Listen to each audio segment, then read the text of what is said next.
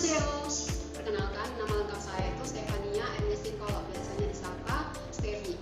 Nah, di sini saya akan menjelaskan proses fotosintesis. Proses fotosintesis terdiri dari dua tahap. Yang pertama itu reaksi terang, yang kedua reaksi gelap. Nah, yang akan saya jelaskan itu reaksi gelap, yaitu siklus Kelvin, di mana reaksi gelap merupakan lanjutan dari reaksi terang. Nah, siklus Kelvin terjadi di stromal, bagian kloroplas tumbuhan selama masa fotosintesis. Nah, siklus Kelvin itu berfungsi untuk mengubah CO2 menjadi glukosa.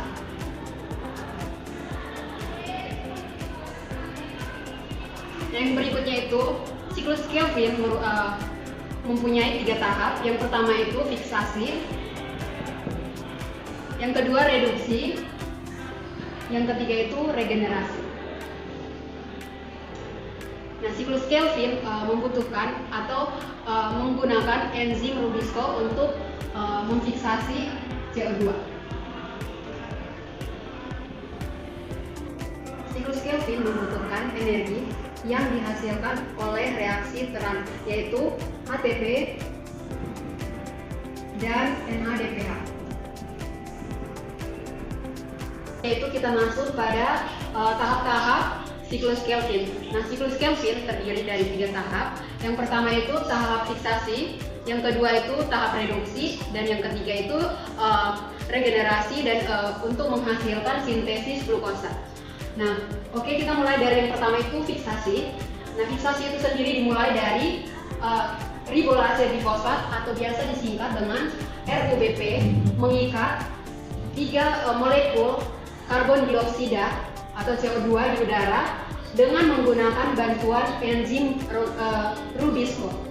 Nah, dari hasil fiksasi ini menghasilkan 6 molekul 3 fosfogliseral atau biasa disingkat dengan PGA. Dari 6 molekul 3 fosfogliseral akan diubah menjadi 6 molekul 1,3 bifosfogliseral. Nah, di sini ada penambahan fosfat di mana dihasilkan dari 6 ATP akan diuraikan menjadi 6 ADP. Di mana dari sini 6 ATP menghasilkan 3 dan di sini 2. Sehingga kehilangan 1 fosfat yang akan dipakai atau diubah ke sini. Nah, 6 molekul 1,3 bifosfat gliseral akan diubah menjadi 6 molekul gliseraldehyde 3 fosfat atau biasa disingkat dengan G3P. Nah, di sini terjadi proses reduksi di mana NADPH akan dipecah menjadi 6 NADPH, di mana hanya pilar yang akan digunakan di sini. 6 molekul G3P ini akan diubah atau akan dibagi menjadi yang satunya itu untuk bahan sintesis glukosa dan yang 5-nya akan dipakai sebagai bahan RUBP. Nah, tapi perlu diingat 1 molekul glukosa itu membutuhkan 2 G3P atau gliserol 3 fosfat.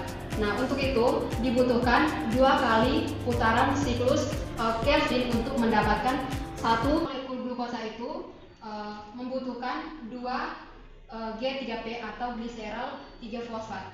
Nah, untuk itu dibutuhkan 2 kali putaran siklus Kelvin untuk mendapatkan 1 molekul glukosa.